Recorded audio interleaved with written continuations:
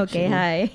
All right, so let's answer the questions of Mrs. Mercado and Mrs. Lita Ramos. Okay, Okay. so Mrs. Mercado, Mrs. Mercado called in and she was saying that, well, actually, she was expressing also her frustration with the country, like how can we move forward, and this is not allowing her to move forward because they have a lot. Let's say she gave an example. She didn't say it was exactly, She said they have a lot in the province, which has been taken over by the NPA, and her siblings are telling her to just leave it alone.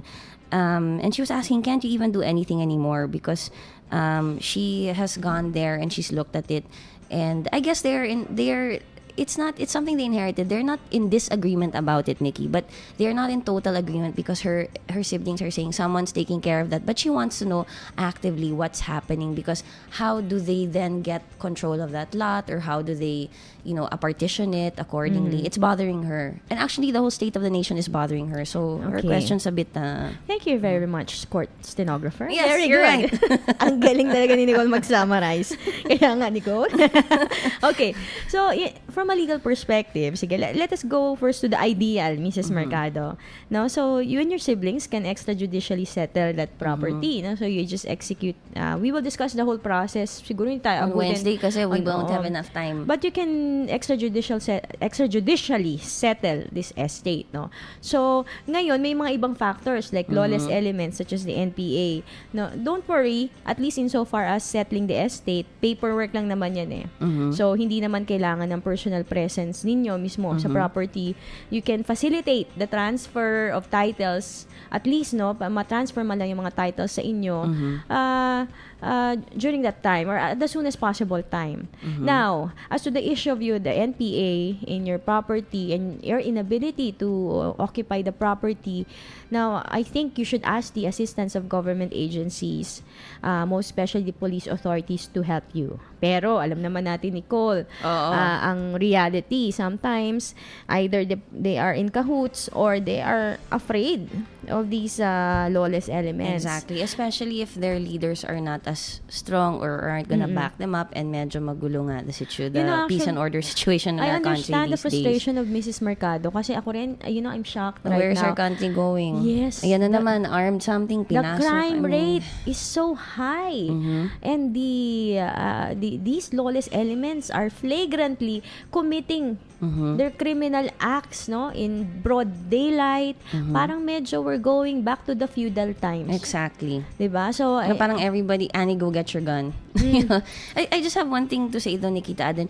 Remember you said they can settle it extrajudicially. Maybe Mrs. Mercado and her siblings, maybe if it really bothers you. I don't know, Nikki, tell me if I'm giving the wrong, because you're the legal expert here. Maybe they can decide on who will handle that property.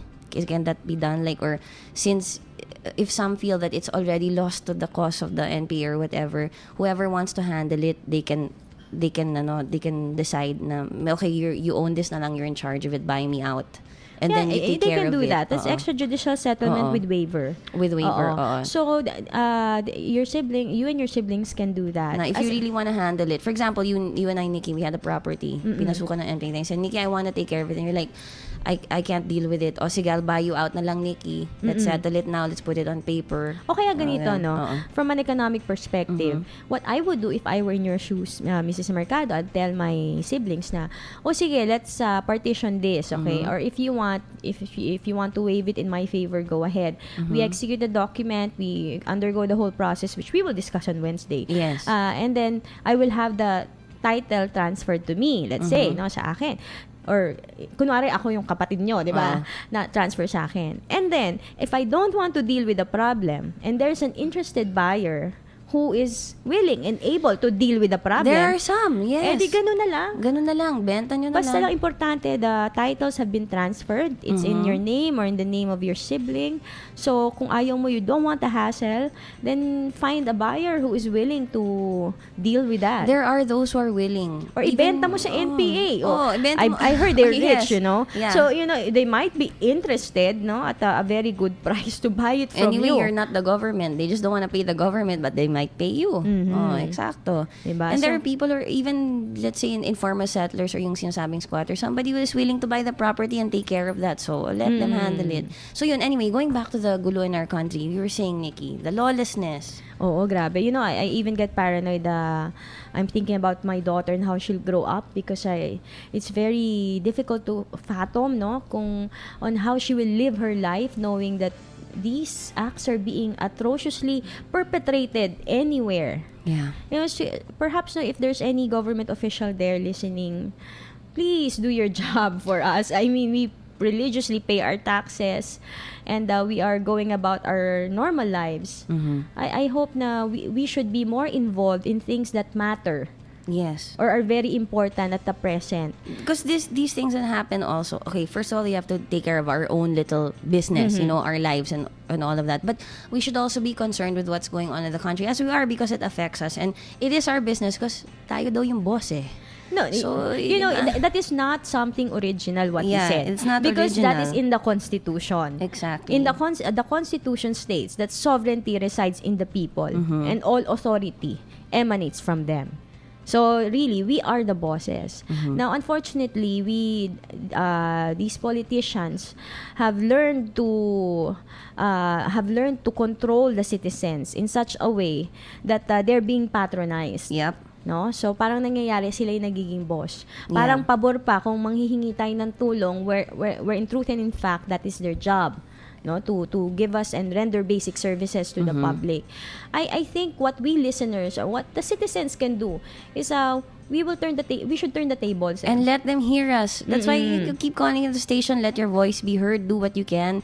Join groups, be vigilant. I'm not saying go out and start I'm not saying go out into the streets, but start movements and let's get organized about it and really let our voices be heard, because we have been subservient enough, no? And I think we should not condone the practices of politicians in grandstanding, papogi points lang, media values. And I have to say, Nikki, mainstream media, there are some out there, the biggest ones, wala silang ginawa kundi to have this enabling relationship with these politicians. Like, I'll enable you to make papogi points and I'll just talk about some scandal sometimes and then withdraw another story. So we're just being distracted. Nililin lang yung taong bayan. Diba? Ano ba ang totoong nangyayari? Mataas lahat ng bilihin, mababang sweldo, ang taas ng crime rate. Pero ano nakikita natin sa TV?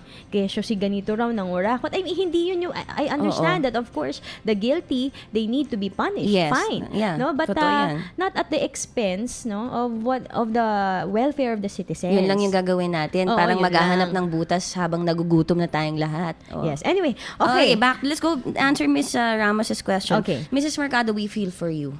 And then on Wednesday, we will explain the actual process. Pero let's answer Lita Ramos's question. That goes to you, Nikki. Okay.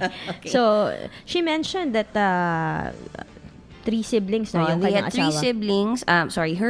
Her husband, who is now deceased, they were 3 siblings. He had 2 sisters, and they made an extrajudicial settlement that was notarized by notary public, and they settled it very peacefully.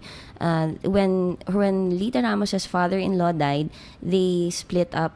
Actually, 2 lots. The bigger lot was split up between the one with the residence or the house was.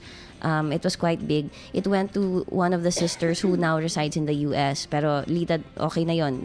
That's not in the issue there. The other lot is with the other sister who's using it for whatever purpose. That's not the issue there. So there was a lot left, and it's actually a rice paddy. It's a small block. It hasn't been developed, but it's right outside the town, and it's near some development. And what Lita wants to know is that when Lita's father-in-law died, the title was put in her mother-in-law's name. Now, 10 years after Lita Ramos's father-in-law died, her husband also died, and her mother-in-law died, and the title was not transferred to her husband's name at the time yet, even though they had an extrajudicial settlement. Now, her children, Lita Ramos's children, want to sell that lot that is like a small rice paddy.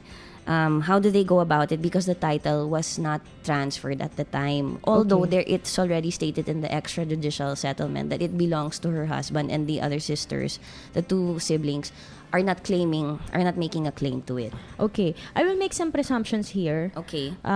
So as to enable me to answer the question properly. So since Mrs. Ramos, you said that the siblings, no, the three siblings, they executed the deed of extrajudicial settlement. So I don't know if the titles have already been transferred to the other siblings, no. Pero you mentioned that at least yung sa husband mo, it was not yet transferred to the name of your husband.